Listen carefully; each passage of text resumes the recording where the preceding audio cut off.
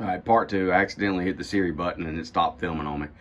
So we got to where we were talking about the fairing pins when they came out, and they sent me some more out. I actually found some of the strong adhesive that I used to mount these plates on still in the garbage. I had to dig through the garbage and found the tubes. And fortunately, I had about a quarter in the tube, and then we set it up and got it in there.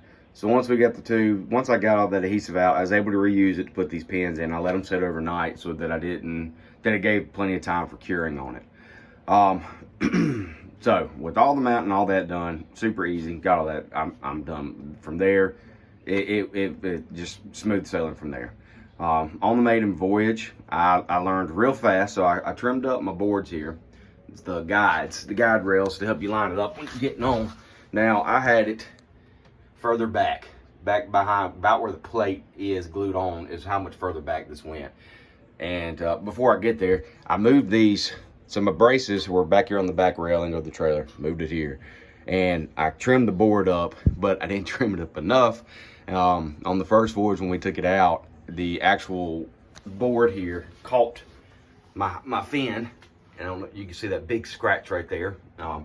So I learned from my mistakes. I genuinely was worried that I was going to break it. It didn't. The weight of the boat was that the stern was up in the water floating, so you had the weight of the boat pushing up against this board here, and it was stuck on top of my fin right here. And fortunately, nothing bad happened besides a scratch.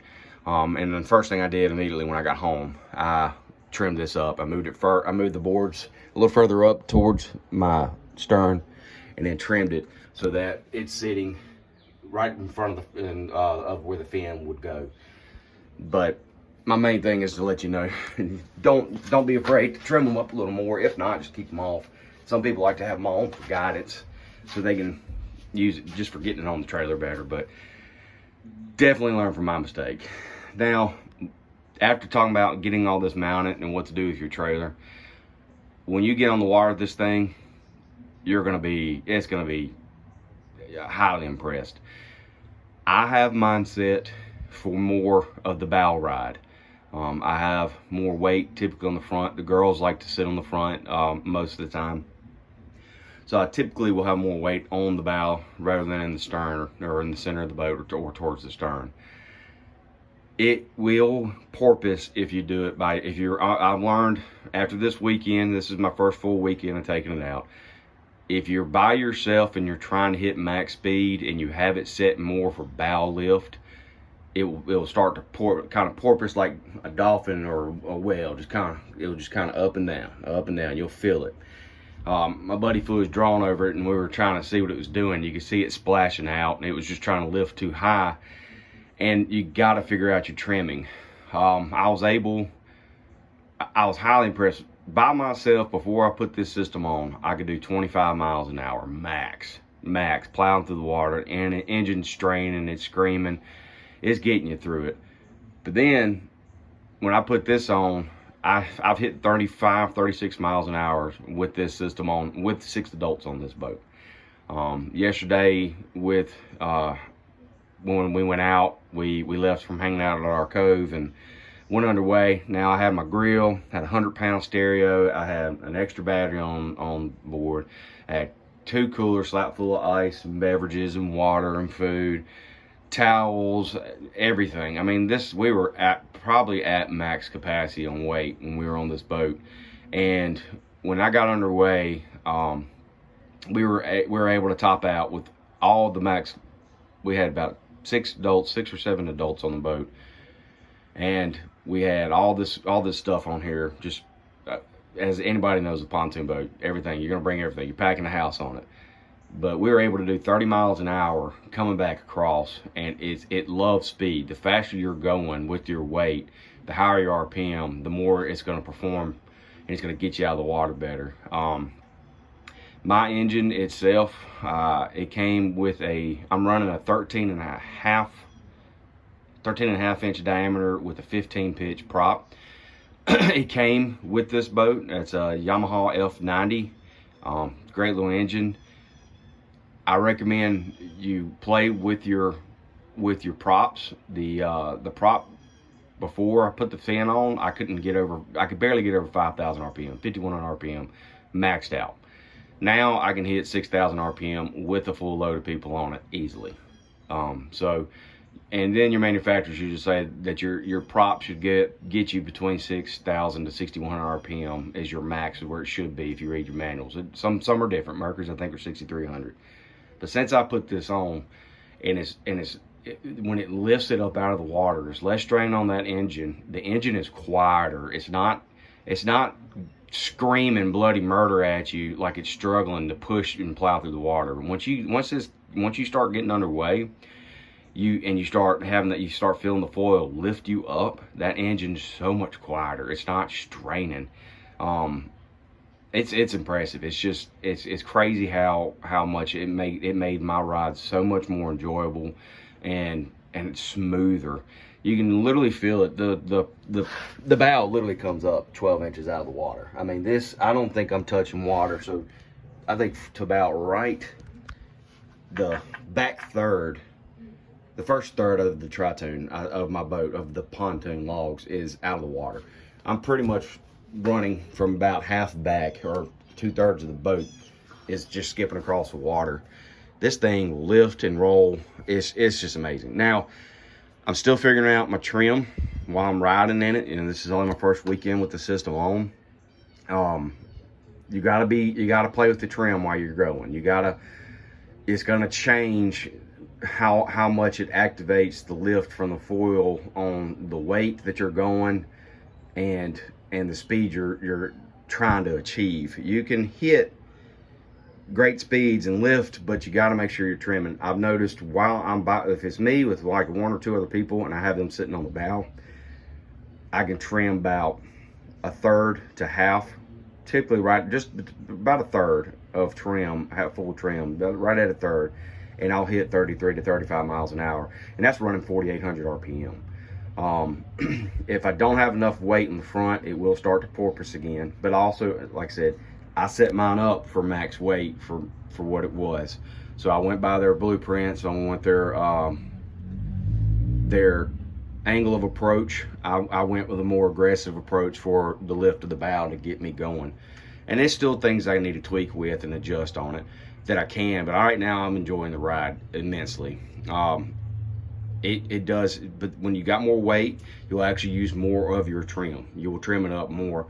Yesterday when we hit 30 with all the stuff that I was talking about on the boat, I was at 3/4 of trim before, and then right around 3/4 trim, and started going from there. It started, I had to stop at that. I started hearing some ventilation when I went a little higher, so I just kind of put it back down to 3/4, and we were cruising.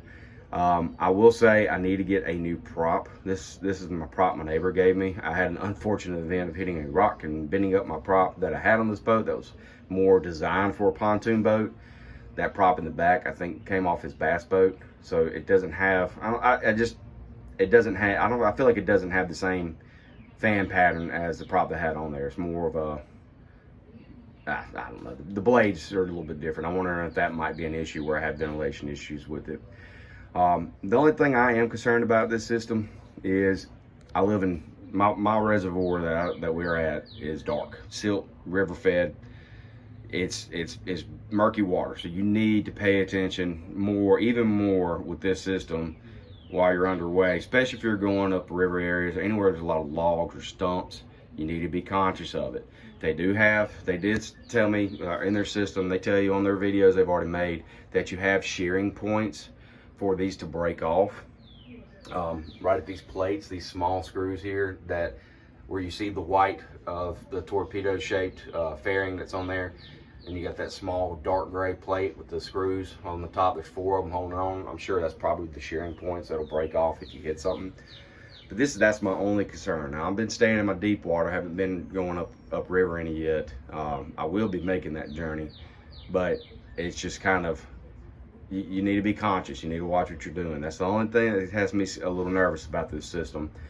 So, but you know, it's a risk worth taking if you ask me, because I thoroughly have enjoyed this, and I'm sure my ride and my experience with this will be even better as I figure it out a lot more, when I get a better idea and understanding of how much better it performs when as time goes on. But I just wanted to make this just to let people know and kind of see if this might help sway your judgment if you decide to want to purchase this system. This thing has immensely improved my ride on the water. It's made a 20-foot, 2-log, 90 horsepower pontoon boat perform like a 3-log with a 150. It goes. It just rolls. Now, I've also kind of learned, maybe it's just the weight, but this is more, I feel like it's more of a setup for the drag racing kind of guy. It's for straight lines, not for turns. It could just be me, could be the weight, but I've learned that it performs better in straight lines. If you're trying to be aggressive and make sharp turns with it, I feel like you're gonna cavitate and have a lot of ventilation, and it's gonna kind of throw it off. So far, that's what I have. Maybe I just need to improve my driving with it. And also, I recommend, if you do get this system, I highly recommend you get underdecking. I've called Bennington, I've talked to my dealer, and I've been waiting 6 weeks to get it.